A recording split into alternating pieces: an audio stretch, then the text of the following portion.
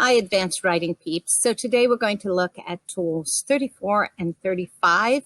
We're going to spend today on those tools and next week as well. These, I think, are some of the most fun tools. I hope you have fun with these exercises. And they also just happen to be some of the most effective tools we have as writers. And to learn to use these tools is to learn to be a professional and effective writer. So what are these tools? Well, they come from the film industry. Well, actually, writers used them before filmmakers discovered them, before there was a film industry. But we're using the terminology that has emerged out of the film industry. So we're thinking about writing from camera angles, using camera shots to focus our writing, to guide our writing. So we're going to write from what we see. Remember, writing's an act of perception first and foremost, and we're moving back from that hearing mode to that seeing mode with this tool. So writing as an act of perception, we're going to write what we see, but in order to do that, we have to take control of our seeing. And what most up-and-coming writers don't know is how to do this. They don't know how to, if you will, take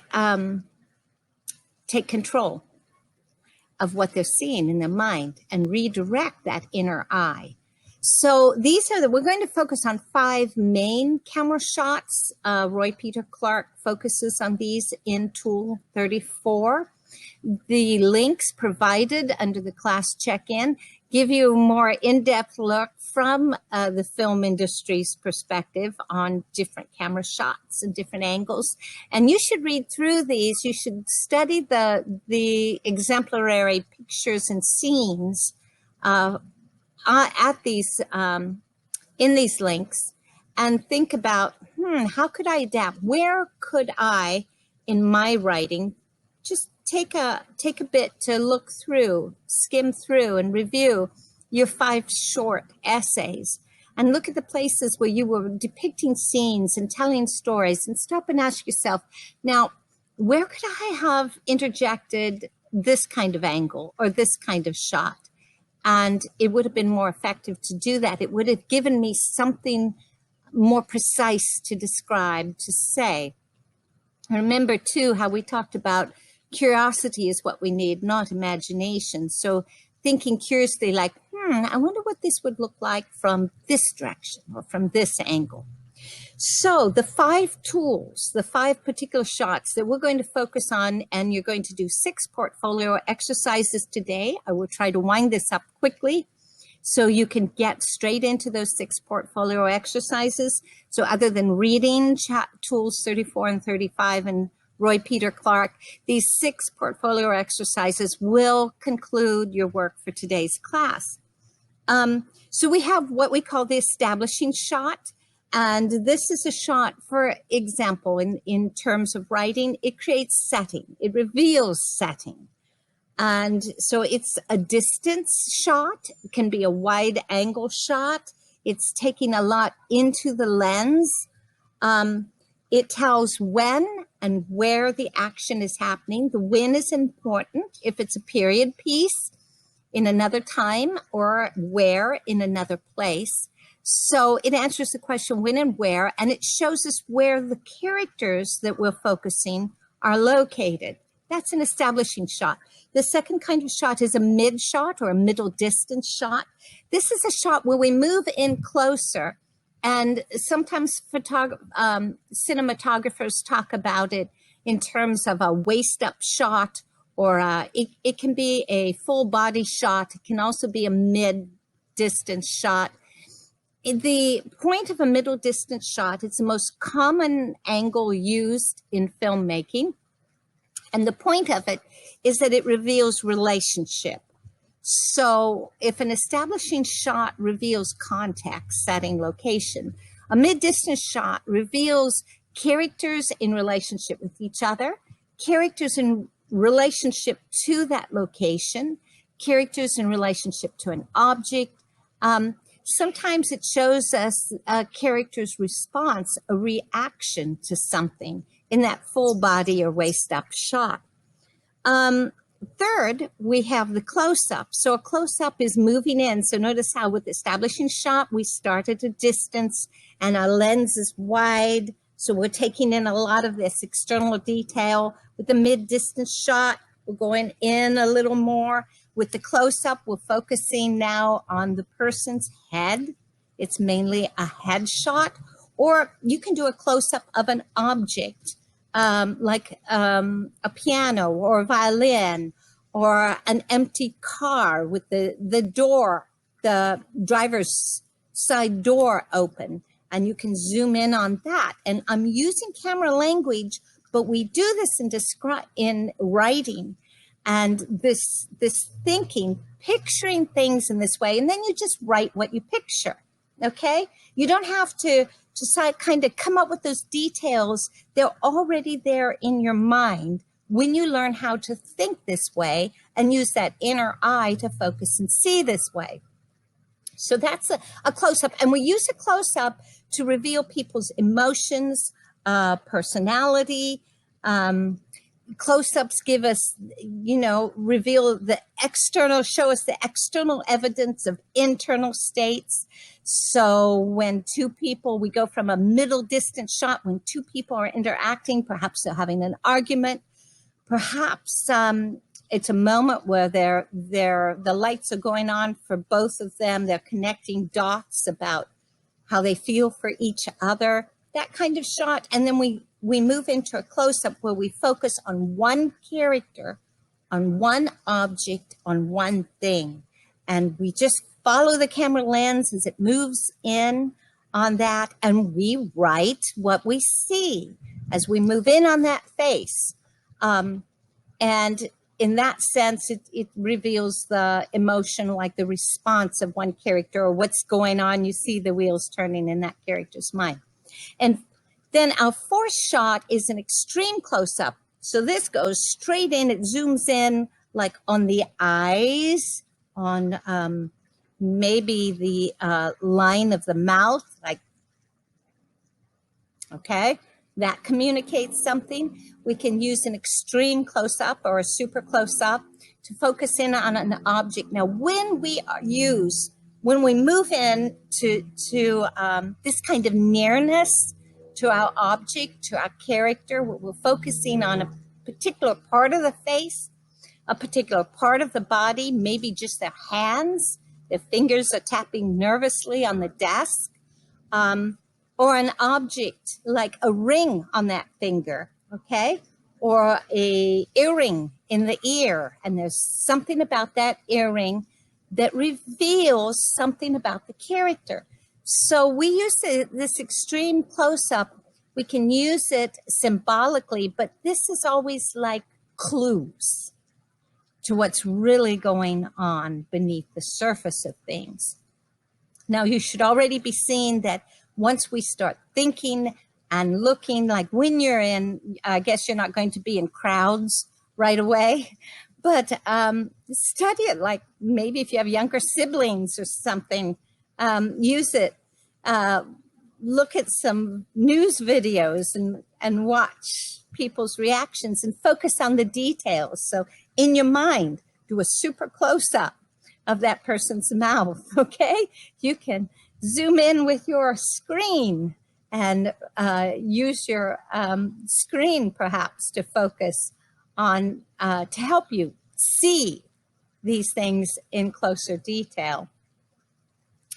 But it is something that you want to practice, that zooming out and zooming in. Oh, I forgot the fifth and final shot, which is the aerial view. And this is a wonderful shot, and normally blooming, budding writers don't think about this much at all. But this is where you, in your mind, okay, you have this picture, you're looking at something. You might be looking out the window, like I'm looking over there at my garden, which I can see behind the laptop screen. And as I look at it in my mind's eye, I zoom upwards until I'm looking down on it as though I were a cloud floating above there. And what would my garden look like?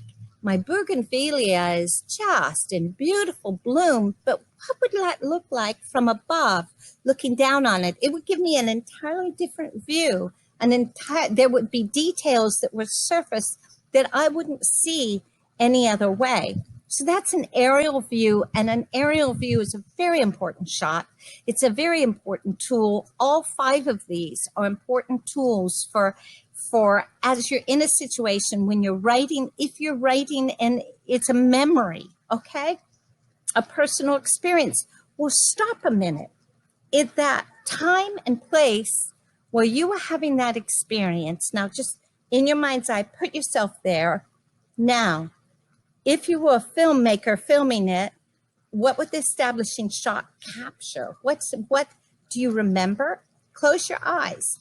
Look around you. That scene. Perhaps it's an anecdote from one of your previous essays. So what would, if you were writing it and beginning with an establishing shot, what would come into that picture that isn't currently in your essay? And then try a middle distance shot of yourself in the situation, of another person, of move in, of you, and maybe you're remembering an argument with a parent, or you were with a boyfriend or a girlfriend. So think about how you two were standing, or how you were positioned in relation to each other. Think about what kind of details, what's captured in that picture mentally that you're seeing in your brain. And then also then move in and do the close-up and the super close-up. And then finally, do the aerial view. Shoot yourself up above and look down on the 2 of you in that discussion, in that place, whether it be the kitchen of your home, or walking in a park, or something like that. What would it look like from the aerial view? A man and a woman, right? And how were you walking? Side by side? One of you was ahead of the other, one was lagging behind. But capture those details. What would it look like looking down from the top? So the important thing about an aerial view is, this is very important as a writer, an aerial view always communicates objectivity.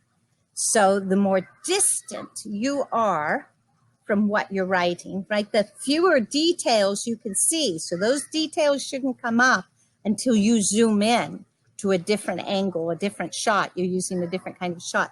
The more distant you are, the more objective your tone is going to be, the more objective and detached the reader is going to hear your voice as they read your writing. So these are the 5 shots. You're going to go through the PowerPoint. You're going to do an exercise where you're going to describe each shot as precisely as possible. You're going to go move from the outer edges of the frame of the shot, move in, move from the bottom up, move from the top down, start in the middle and move out. Doesn't matter, okay?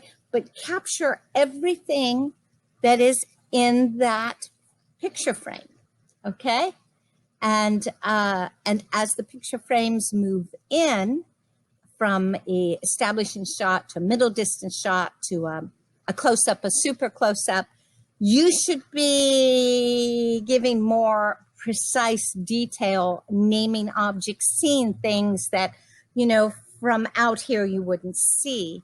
And then the aerial shot, of course, you're going to move out, and there are many things you're not going to see. But what is it that you see that you could only see if you were floating around in that cloud looking down on the scene below you? Okay, have fun with this, guys, and we'll see you on Monday.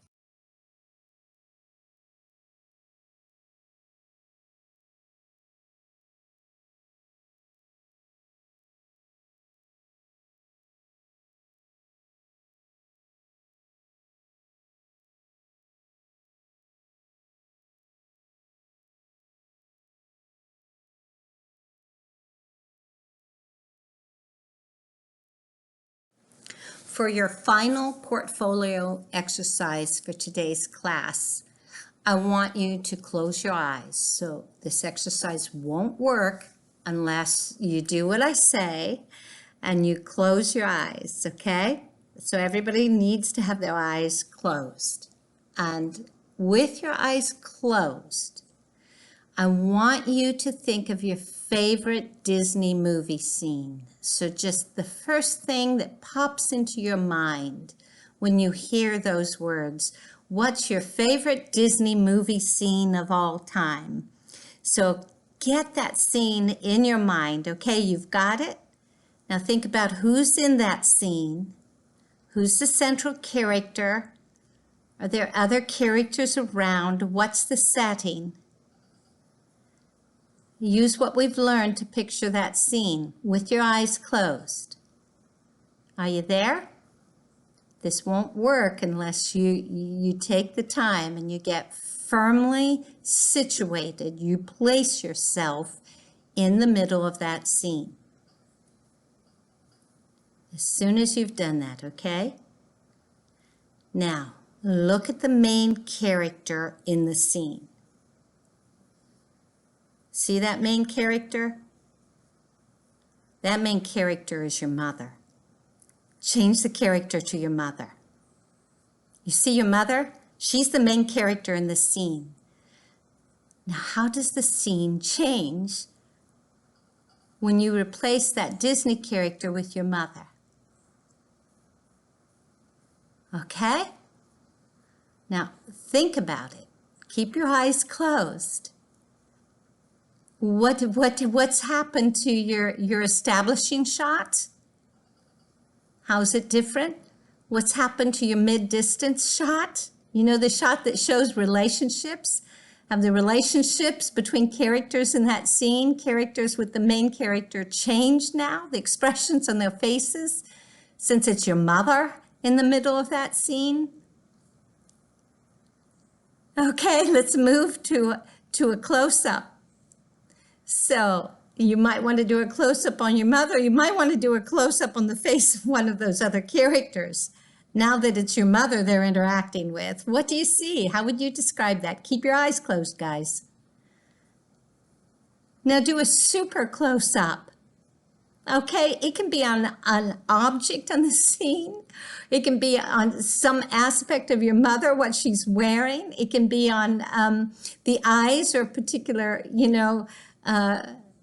detail of one of the other characters, but move in and do that super close-up. Now it's your mom in the scene. What things have changed? And finally, I want you to move to that overhead view. Look down on the scene now. Look down from above. And what do you see? Remember, it's your mom who's the main character there. How has everything changed? How has the story changed? How has the things going on in the scene changed with the main character as your mom? Okay? What changes in what the characters are saying to each other? Okay, guys, open your eyes now and begin writing. So set your timer again for 10 minutes. Write hard and fast and furiously and describe that scene with your mother as the main character. Okay? Be sure and look, bring in details, bring in all the different angles, all 5 shots as you describe that scene to me. Okay, and that's it for today's class.